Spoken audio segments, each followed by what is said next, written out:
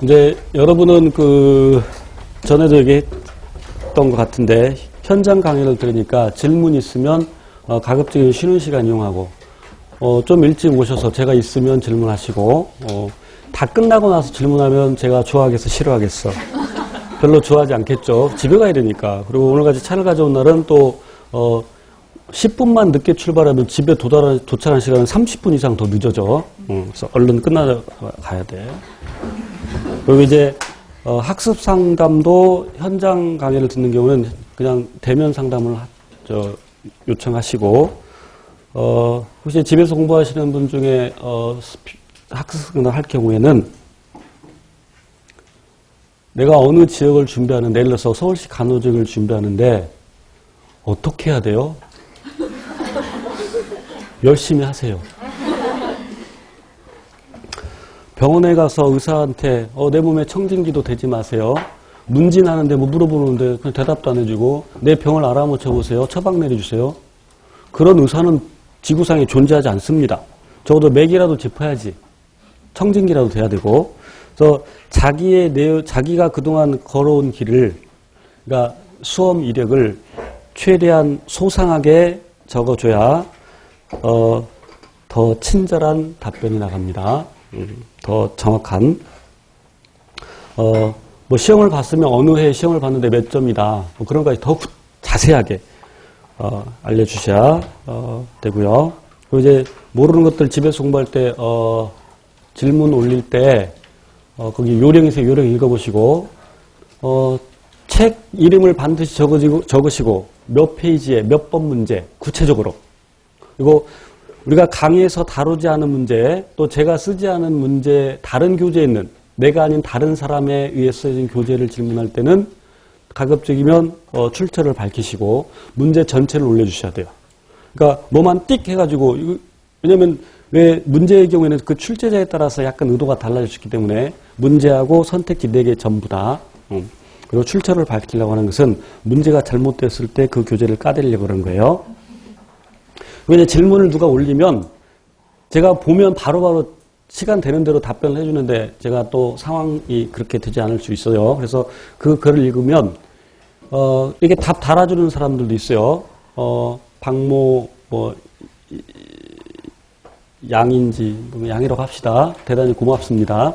있어 지금 카페에서 활동 잘하시는 분. 근데 그게 굉장히 자기한테 도움이 됩니다. 그래서 시간 되면 읽어보고 그냥 답 안 달아있으면 그냥 패스하지 말고 답 안 달아있어도 자기가 한번 달아보는 것이 여러분에게 큰 도움이 될 겁니다. 그럼 이제 그 대신 누가 답글을 달아주면 제가 가끔 이렇게 이제 해놓습니다. 지랄이라는 뜻이 아니에요. good response 또는 good reply 이라는 뜻이에요. 여러 명이 했을 때는 그 중에 하나에다가 제가 BR이라고 써놓은데 그거 R 아니에요. 그거 R 아니고 best라는 뜻이에요. 오해하지 마시고 good, best라는 뜻입니다. 그리고 질문할 때는 제발 문제를 좀 제대로 읽고 질문하세요. 안 그런 사람들이 꽤 많아. 문제조차 똑바로 안 읽고 질문하면 안 되겠죠. 근데 그런 것들이 이렇게 그러게 습관이 되면 시험장에서도 문제 제대로 안 읽고 문제를 풀 수 있으니까 문제 잘 읽고 그리고 모르는 건 좀 찾아보시고 그래도 모를 때 이제 질문하는 게 좋습니다. 이게 이제 중고등학교 때 학원 다니면서 학원생이 주는 것만 받아먹는 습관이 들어서 뭐 그럴 수도 있는데 이제 스스로 공부를 하는 좀 습관을 가져야 됩니다. 자, 28번. 이제 세포호흡으로 가는데 세포호흡의 개요와 전 과정 그리고 세포호흡은 연수에 비해서 저온에서 가능하죠. 그것은 효소가 관여하기 때문이고 연수와 호흡을 비교하는 것 출제되는데 연수는 불 붙으면 금방 다 타버리지만 호흡은 천천히 일어나죠. 그러니까 연수는 빠른 반응, 호흡은 느린 반응 상대적으로 그리고 연수는 일시적으로 반응이 일어나고 호흡은 단계적으로 반응이 나죠. 그러나 거기서 나오는 에너지는 형태만 다를 뿐 똑같죠. 에너지 양은. 세포호흡의 장소 아까 제가 얘기했으니까 넘어가도록 하고 세포호흡의 과정 순서 아까 해당부터 해서 회로부산의 산화 그리고 TC 회로 그리고 전자 전달에 따른 화학 삼투적인 산화 그리고 그 각각의 과정 구체적으로 시험 매우 출제가 잘 됩니다. 이제 문제 풀면서 할게요. 자, 그런데 문제 풀기 전에 세포 과정에서 물론 전자 전달에 따른 화학 삼투적인 산화를 다 포함해서 포당 한 분자가 세포에 쓰였을 때 만들어진 ATP가 몇 분자냐. 근데 선택지에 38이 없어. 선택지에 38이 없고 36 있으면 36을 골라야 돼요.